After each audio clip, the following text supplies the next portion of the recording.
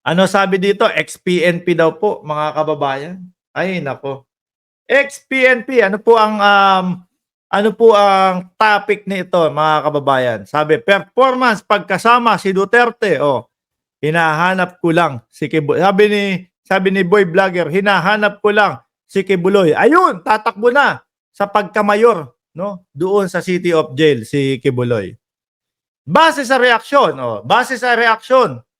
nung mga sanay. Oh, ba base sa reaksyon, guilty ang Gurangis. Oh. Eto, pakinggan na po natin itong sa ex-PNP chief, mga kababayan, ha? May tips for pressure sa inyo ng tao or local officials? Pasensya na po at sasabihin ko, Senator Bato, ginagamit niya si Juby Espinido. Si Senator Bato talaga ang nag-pressure sa akin. Mumwersa daw po si Senator Bato de la Rosa, mga kababayan. Si Bato yan, ex-PNP chief. Sabit si Bato. Oh, ulitin natin, ha? Mga bossing. Kerwin. May tips for pressure sa inyo ng tao or local officials? Pasensya na po at sasabihin ko, Senator Bato, ginagamit niya si Juby Espinido. Si Senator Bato talaga ang nag-pressure sa akin. Oh, nako po. Kakati na naman po ang ulo ni Bato de la Rosa dito. Yang balita na yan, mga kababayan, sabi ng Rappler, Kerwin Espinosa claims Bato de la Rosa pressured him to lie in the Senate investigation. Oh. Watch, alleged drug lord and Albuera Leyte mayoral aspirant Kerwin Espinosa claims he was pressured by ex-PNP chief and now Senator Bato de la Rosa through Lieutenant Colonel Joby Espinido to make up story when he testified before a Senate panel investigating illegal drugs during the Duterte administration. Bakit kailangan yung mga ganyan? Hindi nyo ba alam na babalik sa inyo yung mga yan? Oh. Si Bato, puppet lahat ng mag-vote. Ito po mga kababayan, yung mga inilalabas, no? Nitong mga ito, makaka-apekto po yan sa pagtakbo ni Senator Bato de la Rosa sa 2025 election. At mga bossing, di ba nga sabi nila, hindi namin pinapansin ang ICC. Pero itong mga testimonya po ng mga ito ay posible pong mas makadagdag, no, na gamitin na ebidensya ng ICC. Asteroid Destroyer, inignore daw ni Tobats, tawag sa kanya ng ICC. Sabi nga hindi daw po pinansin. Oh. Ano po kaya ang kasunod na mangyayari kay Senator Bato de la Rosa, mga kababayan? Kung yung kaibigan po nila na si Harry Roque, ayun, nagtatago na, si Bato de la Rosa po kaya ang susunod na magtatago? Oh. Ano po kaya ang kahahantungan ng pagtakbo ni Bato de la Rosa? Tatakbo sa eleksyon o tatakbo patago? Mga kababayan. Sabi ni Shirley Fernandez, kaya never akong naniwala na may kasalanan si Senator De Lima. Masaklap lang pinagtanggol mo noon, mga dilawan. Kukuyugin ka ng mga retarded na maka Duterte. Oh. Yung mga yan kasi. Pag nagkampanya si Bato, ang sigaw ng tao ay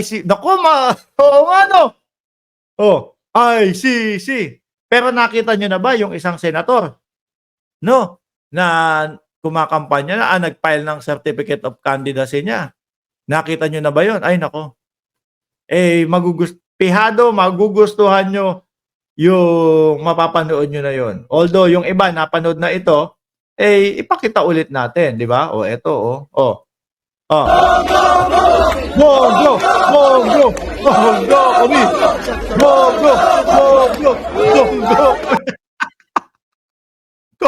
Comedy itong mga PDP, ano ho? Oh, balik tayo kay Bato. Tinakot ako. Isipin nyo, sa panahon na nagtestimonya ako doon sa Senate, patay na ang papa ko, nasa loob ng kulungan, pinatay na parang hayop na walang kalaban-laban. Oh, yun syempre yung nakakatakot doon. Nakakita mo, no? Kapag hindi mo sinabi yung mga gusto naming sabihin, yan ang kakahantungan mo. Oh, napansin din ni Shirley yon, 'di ba? Napansin din ni Shirley yung supporter ni Bongo. Ayun, no? Sigaw ng Bongo, Bongo, tapos naka-FU, ayun, no? Kita niyo yung kamay, ayan, yung nakakulay itim. Oh. Tapos hindi niya naman pala tunay na supporter. Supporter pala nino? Supporter nino? Oh, nasaan na 'yun? Oh. 'Di ba nag-FU, tapos mamaya yan, ayan na. Ayan na, ilalabas. Oh. Ganun pala. Sabi sa inyo siguro uso ngayon, no? O sige, sama ka sa amin. O, merienda. 'Di ba? Merienda tayo. Sige, sabi, merienda 'yan O. Tapos hindi naman pala talaga sumusuporta sa kanila. 'Yun yung kumbaga in general, 'yun yung sinasabi ho mga kababayan na kapag binigyan ka ng politiko, kunin mo. Pero pagdating na ng botohan, wag mo nang iboto. Ayan, 'di ba? Sabi ni Cosme, nasa ang country ka, Boss Mark? Nandito lang po tayo sa Cayman Islands. Oh. Anyway, kailangan harapin na po ito, mga kababayan. Harapin na po ito nila Bato de la Rosa.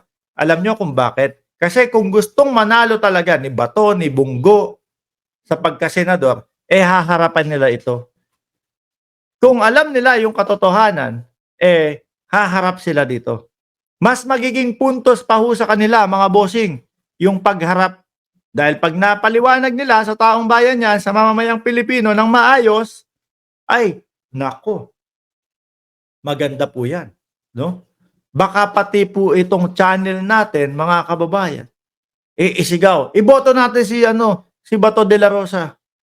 Kasi wala siyang ginawang tama.